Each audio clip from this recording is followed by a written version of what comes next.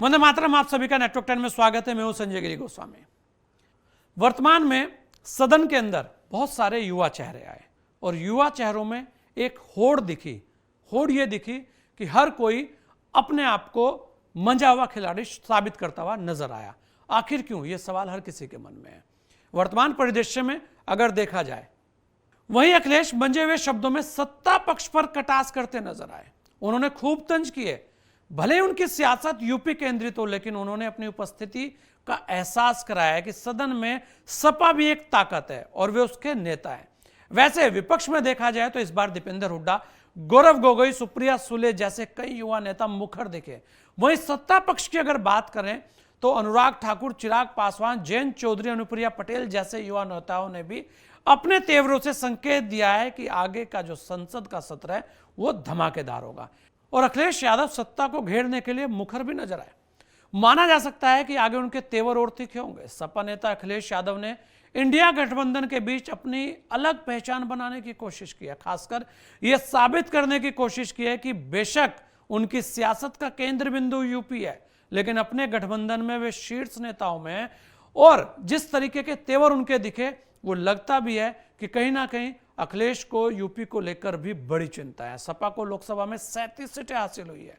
इससे राष्ट्रीय संदर्भ में सपा का महत्व बढ़ा है। हालांकि पहले भी राष्ट्रीय राजनीति में सपा की अपनी भूमिका रही है, लेकिन 37 सीटों ने सपा और उसके नेताओं के अंदर एक आत्मविश्वास भरा है। सदन में जितनी तत्परता नेता विपक्ष राहुल गांधी ने दिखाने की कोशिश की है, उसी तरह अखिलेश यादव ने भी अपनी मौजूदगी का पूरा एहसास कराया है और बताने की कोशिश की है कि वे अब ऐसे दल के नेता हैं जिसके सदन में 37 सदस्य हैं। सदन में उन्होंने जो भी कहा संतुलित होकर कहा। सदन में पार्टी नेता होने से अखिलेश को हर विषय पर बोलने का अवसर भी मिलता है। अखिलेश यादव ने इस महत्व को समझा है। सदन में जो भी मुद्दे आए उन्होंने अपने ढंग से तार्किक रूप से उठाने की कोशिश की है। यह भी दिखाने की कोशिश की है कि उन्हें केवल सपा ही नहीं, पूरे इंडिया गठबंधन की चिंता है। अखिलेश ने सियासी समझ दिखाते हुए लोकसभा में कांग्रेस से समझौता किया। उन्हें आभास था कि कांग्रेस से हाथ मिलाए बिना दलित वोट सपा को नहीं आएगा, लेकिन वे आगे की बिसात भी समझ रहे हैं कि कांग्रेस जितना अपना प्रभाव बढ़ाने की कोशिश करेगी, सहयोगी पार्टियों का आधार छीनकर ही कांग्रेस आगे बढ़ेगी। इसलिए वे फूक फूक कर चलते हुए दिखाई देते हैं। अभी उन्होंने जिस तरह बीजेपी विधायक के जरिए बसपा प्रमुख मायावती पर टिप्पणी करने पर विरोध जताया, उसे राजनीति की बढ़ती समझ भी कहा जा सकता है। इसका अर्थ यह नहीं है कि सपा बसपा समझौता होने जा रहा है, लेकिन इससे कुछ दरवाजे खुलते हैं। आगे की परिस्थितियों में ये कड़ियां काम करती भी दिख सकती हैं। वहीं आपातकाल पर अखिलेश की चुप्पी भी बहुत कुछ बताती नजर आई। अखिलेश यादव इस बात को महसूस कर रहे हैं कि अपने गठबंधन के बीच भी उन्हें एक प्रत्यक्ष संघर्ष कांग्रेस और दूसरे दलों के साथ करना होगा। खासकर मुस्लिम वोटों पर कांग्रेस की नजर है। ऐसे में अखिलेश अपने दायरे को एक राज्य नेता के रूप में न रखकर उस स्तर पर ले जाना चाहते हैं जहां वे देश भर के मुस्लिम पिछड़ों दलितों से संवाद कर सकें। इसकी कोशिश भी साफ झलकती है। वे हर मुद्दे पर आगे बढ़ते रहते हैं और अपनी सक्रियता दिखाने की कोशिश भी करते हैं। लेकिन यहां सबसे बड़ी चुनौती जो उनके सामने है वो है मुख्यमंत्री योगी आदित्यनाथ। सीएम योगी जैसे प्रभावशाली नेता से पार पाने के लिए और सत्ता हासिल करने के लिए अखिलेश के सामने और सक्षम तरीके से अपने को प्रस्तुत करने की बड़ी चुनौती है।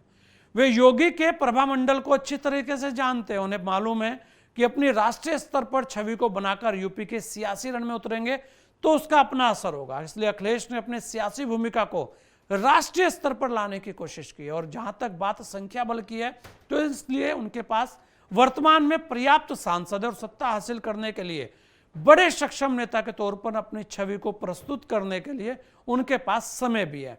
लेकिन देखने वाली बात यहां यही होगी कि क्या योगी की जो कानून व्यवस्था को लेकर जो छवि है, क्या अखिलेश यादव उस छवि को तोड़ सकते हैं? क्योंकि वर्तमान में उत्तर प्रदेश के अंदर योगी के आभा मंडल को तोड़ना विपक्ष की सबसे बड़ी चुनौती रही है। और यह बात अखिलेश यादव भी अच्छी तरीके से जानते हैं कि कहीं ना कहीं उत्तर प्रदेश के अंदर यदि उन्हें खड़ा होना है तो अपने आप को बतौर राष्ट्रीय स्तर पर भी बड़े और तेज तरार नेता के रूप में स्थापित होना होगा। शायद यही कारण है कि वर्तमान में अखिलेश यादव हर मुद्दे पर अपनी बात रखते नजर आते हैं। ऐसा नहीं है कि और भी युवाओं ने अपनी बात को अच्छे ढंग से नहीं रखा। अगर बात करें सुप्रिया सुले की तो उन्होंने भी अपनी बात को, अपने दल की बात को बड़े अच्छे ढंग से रखा।